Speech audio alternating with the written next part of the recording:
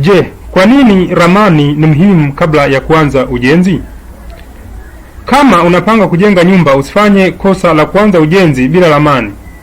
Ramani si karatasi ya kupata kibali cha ujenzi pekee, bali ndiyo mwongozo wa kila hatua ya ujenzi. Fikiria na wekea mfano sasa, unasafiri kwenda sehemu usiyojua bila ramani au maelekezo. Kuna uwezekano mkubwa ukapotea au ukafika mahali tofauti na ulipokusudia. Ndivyo ilivyo pia kwenye ujenzi. Unapojenga bila ramani, fundi atalazimika kufanya maamuzi mengi akiwa site. Hali hiyo inaweza kusababisha nyumba isiwe na mpangilio uliokusudiwa, matumizi mabaya ya nafasi, ongezeko la gharama na matokeo yasiyokidhi matarajio yako.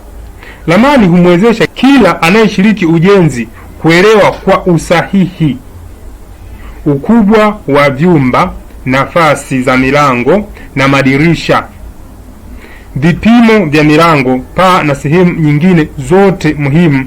Kwa kifupi, kila mtu anafuata mwongozo mmoja.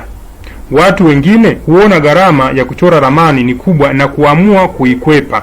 Ukweli ni kwamba fedha unazookoa kwa kuto kuchora ramani zinaweza kukusababishia hasara kubwa zaidi wakati wa ujenzi au baada ya nyumba kukamilika. Nyumba ni uwekezaji wa maisha, hivyo usianze ujenzi kwa kubahatisha. Anza kwa ramani sahihi iliyotayarishwa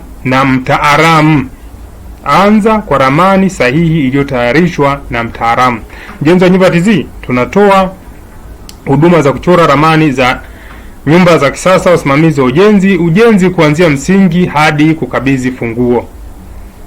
Ukitaka kuwasiliana na sisi, basi unaweza kutumia namba ya simu au message ya kawaida 0712937090 au njia ya WhatsApp, Telegram au Max kwa namba 0765937090.